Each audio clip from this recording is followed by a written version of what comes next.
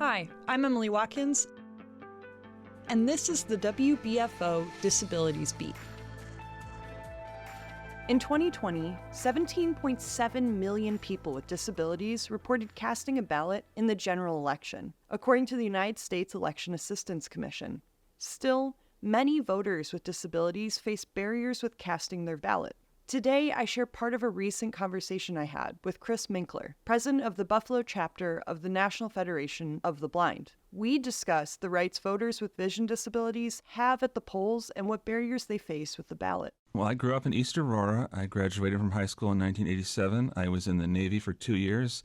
I lost my sight at age 20 from Leber's hereditary optic neuropathy, which is a deterioration of the optic nerves.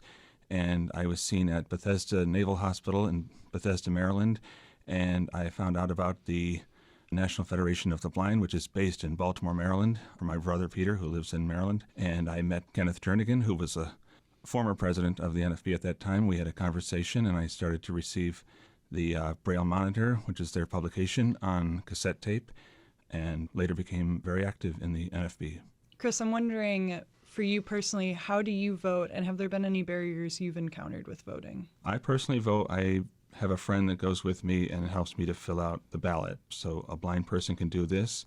They can also request using the AutoMark machine, which is the machine used in Erie County. I check with the Board of Elections, and they use the AutoMark machine.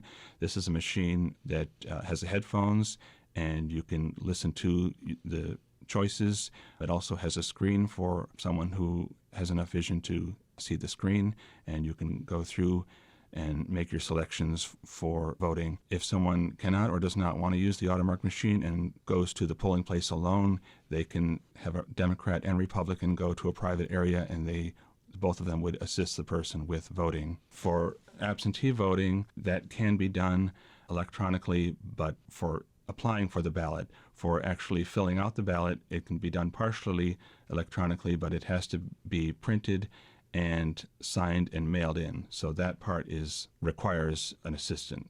So for most people, they're going to be relying on assistance if they get an absentee ballot. And what are some of the issues with getting an absentee ballot and needing assistance and needing to be able to sign it and send it back?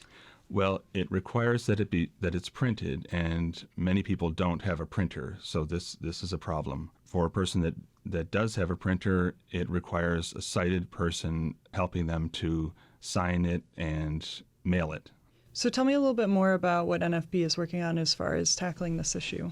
In the spring of this year, in March, we had a group that went to Albany and were advocating for a bill S2892 to try to improve accessible voting, and it would address the issue I talked about. And it's sponsored by Senator Myrie, and there was no bill in the Assembly that was exactly the same, but there have been other bills trying to address accessible voting. And this would apply also for people in the military that are stationed abroad, because they have to send in their ballot, and with the postal system, that can take a while. And so walk me through how this would change the system and what it would look like. So according to nysenate.gov, it said New York State is one of only 19 states that does not provide for fully electronic voting. So if this passed, it would eliminate the need to have to print the ballot and then mail it in.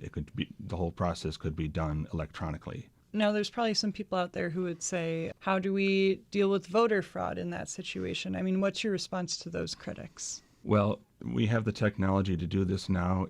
It's people, like I said, living overseas that are serving in the military have to mail in their ballots, and blind people and other people with disabilities have to do this.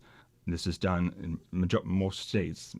Majority of states do electronic voting, so I don't think they've had widespread problems. And where does that stand right now, and how hopeful are you feeling about it? Well, it hasn't passed this year, but hopefully it will be reintroduced next year, and we're going to do some more advocacy work. Thank you so much for joining me, Chris. Thank you, Emily. You can listen to the Disabilities Beat segment on demand, view a transcript and plain language description for every episode on our website at WBFO.org. I'm Emyle Watkins. Thanks for listening.